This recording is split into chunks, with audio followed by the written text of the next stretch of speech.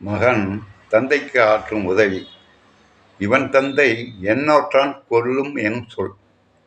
வள்ளுவர் என்ன சொல்றாருன்னா, தந்தைக்கு கடமை மகனை அறிவுடையவனாக்குவது, நல்லா படிக்க வச்சு நல்ல அறிவாளி ஆக்குவது தந்தையோட கடமை. மகனோட கடமை என்ன சொல்றாருன்னு கேட்டிங்கன்னா, இவன் தந்தை எண்ணோற்றான் கொல்லும் எனும் சொல். ஒரு பெரிய சபை இருக்கா, அந்த சபையில் பெரிய ஆளாக இருக்கணும். யார்? இவன் மகன். மிகப்பெரிய சாதனைகளை செய்யணும்.